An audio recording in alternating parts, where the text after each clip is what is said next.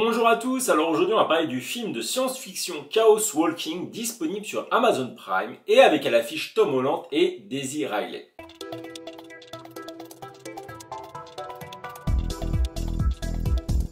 Alors c'est une réalisation de Doug Walking qui a fait entre autres Edge of Tomorrow et cette fois il l'adapte à un roman de science-fiction La Voix du Couteau issu d'une trilogie écrite par Patrick Ness appelée Le Chaos en marche ou en VO Chaos Walking. Et dans Chaos Walking, on va se retrouver dans un futur où les femmes ont disparu. Et dans ce monde, il y a Todd Hewitt, joué par Tom Holland, et donc il n'est entouré que par des hommes, et ceux-ci sont soumis à une mystérieuse force qu'on appelle le bruit, et celle-ci révèle les pensées des gens. Alors c'est sûr, quand je vois Tom Holland au casting, ça m'interpelle toujours, voilà, qu'est-ce qu'il donne quand il n'est pas dans son costume de Spider-Man. Et je dois dire que le résultat est plutôt pas mal. J'ai beaucoup aimé le concept d'être basé sur le bruit, donc voilà, c'est pas, voilà, c'est comme je vous ai dit dans le synopsis, c'est pas du bruit à proprement parler, mais c'est plutôt une représentation des images, voilà, des pensées des gens, et donc chacun peut deviner ce que l'autre pense. Et j'ai trouvé que c'était vraiment bien fait parce que ça va pas être forcé et il y aura vraiment une plus-value dans l'intrigue. Il y a beaucoup de moments où voilà, ce bruit va influer sur le récit, sur le choix des personnages. Et j'ai trouvé ça plutôt pas mal. C'était vraiment une bonne valeur ajoutée. C'est un bon concept et qui est bien utilisé. En plus de ça, je dois dire que la représentation graphique, visuelle qui font du bruit est assez jolie. D'ailleurs, à un moment, voilà, des fois, ils pensent à des personnes ou à des objets, ça se représente. C'est vraiment très bien fait. Sur ce point, il n'y a rien à dire. Par contre, l'enthousiasme que j'avais sur le concept du bruit a été un peu calmé par le scénario. Alors, je m'explique. Le récit en lui-même, il est fluide, voilà. Ils ont leur quête, ils la font, il n'y a pas trop d'accroche. Ça se passe bien.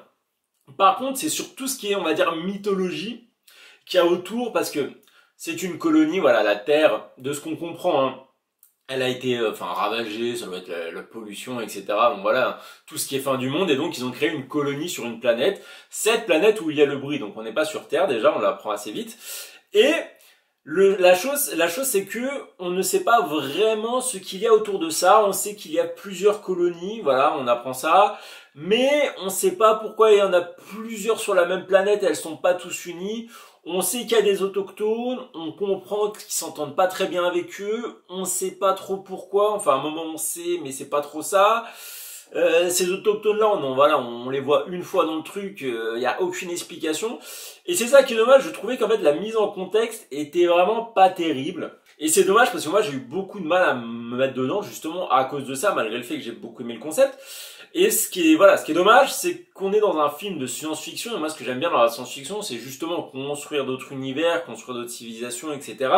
Il y a toute cette recherche qui se fait autour, toute cette difficulté de construire un autre monde, et ce film ne prend pas vraiment la peine de le faire, il instaure le bruit, mais tout ce qu'il y a autour, c'est un peu passé sous silence, on en parle de quelques fois, mais c'est pas très habile. Et j'ai trouvé ça dommage, parce que justement, voilà, le fait qu'on ne construise pas ce cocon autour du film, ça diminue vraiment l'expérience. Après, ce côté approximatif, ça va se retrouver dans la production du film. Honnêtement, le film a changé de réalisateur. Avant, c'était le réalisateur de Retour vers le futur qui devait le faire. Maintenant, ça a changé.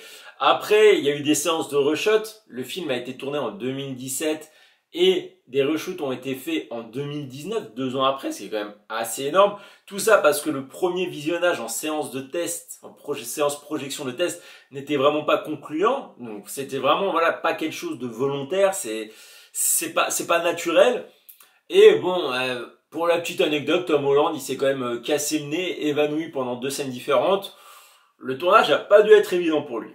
On pourrait dire que Chaos Walking porte bien son nom. Par contre, je dois dire que le jeune américain, il s'en sort plutôt bien, voilà, c'est convenable. Voilà, c'est convenable, sachant qu'en plus, avec le concept du bruit, il ne parle pas non plus souvent, voilà, bon, il parle, mais il y a pas mal de fois où en fait tout va passer par sa pensée, donc on entend sa pensée en voix off, et il doit jouer de ça, et c'est quand même moins évident que quand on a parlé, qu'on peut vraiment s'exprimer pleinement. Là, il y a beaucoup de fois où voilà, il contient sa pensée, donc il doit contenir ses émotions. Honnêtement, il s'en sort plutôt pas mal, sachant qu'en plus, comme je vous ai dit, on doit remettre dans le contexte, on est en 2017, donc le tournage s'est fait avant le tournage de Spider-Man Far From Home, Donc voilà, ça date quand même.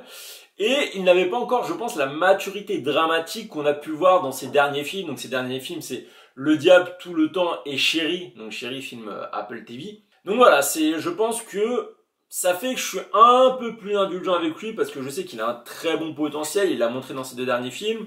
Dramatiquement, il est pas tout à fait au point. Ça se ressent par moments d'ailleurs sur quelques scènes. Voilà, on se sent un peu hésitant. Mais bon, je regarde ça en me disant c'est le Tom Holland d'il y a 3-4 ans. C'est déjà plus convenable. Après, par contre, sa partenaire Daisy Ridley, oh là là là là, j'ai déjà mon avis sur elle dans Star Wars, il est pas top top, mais là, elle sert à, enfin, c'est pas qu'elle sert à rien, je vais être méchant, mais elle est quelconque. Vous mettez n'importe quelle actrice à sa place, je pense que le résultat est à peu près le même, voire meilleur. Donc en fait, elle est pas mauvaise, mais elle est transparente et est-ce que c'est pas pire? Bon, en plus, la petite histoire qu'elle a avec Tom Holland, voilà, l'espèce, voilà, parce que lui, c'est la première fois qu'il voit une femme, vous en doutez, hein, on va pas réinventer l'eau, hein. Il y a un garçon qui voit une femme pour la première fois, dans toute grande majorité des films, elle va se dire, ah non, non, il y a les phéromones comme si c'était un jeune adolescent. Ouais, ça apporte rien du tout, mais vraiment, ouais, c'est histoire de rajouter un truc entre les acteurs, quoi, mais bon, un peu inutile. Après, par contre, en termes de casting, j'ai beaucoup aimé le casting secondaire et plus particulièrement voilà l'opposition maléfique, on va dire, à travers un acteur danois. Si je vous dis Drunk, vous pensez à Mads Mikkelsen. Et bon, voilà, c'était un mec. Bah, il aime faire les rôles de méchant. Par exemple, je pense à dans Doctor Strange, qui faisait le méchant aussi. Et bah, quand même, il impose sa force, il impose son caractère. Et j'ai beaucoup aimé la prestation qui nous a servi, tout comme celle d'un autre acteur encore plus secondaire, celui qui fait le prêcheur en plus. Il a un bruit qui est comme un bruit de flamme, on a comme des flammes autour de lui, on va purifier, j'adore son rôle, vraiment, il apporte vraiment beaucoup de force, et il apporte pareil, un caractère, une puissance, en fait lui et Mads Mikkelsen, ils apportent tous les deux un caractère, une puissance que n'ont pas forcément à ce moment-là Tom Holland et Daisy Ridley, et ce qui est vraiment appréciable. Et donc, le prêcheur, c'est David Oyelowo. Voilà, un peu de mal à prononcer son nom, excusez-moi. Et voilà, j'ai beaucoup aimé son rôle. Bon, sur ce, bah, si vous avez Amazon Prime et que vous avez juste au moins envie de voir le concept, pourquoi pas? Regardez-le, pourquoi pas? Après, voilà, je pense qu'honnêtement, en 15-20 minutes, vous ferez votre opinion si vous allez aimer ou pas le film. Donc, vous perdez pas grand-chose si vous avez Amazon Prime. Ne prenez pas Amazon Prime que pour ce film, par contre. Et bon, bah, sur ce, je vous dis à une prochaine critique. Allez, ciao!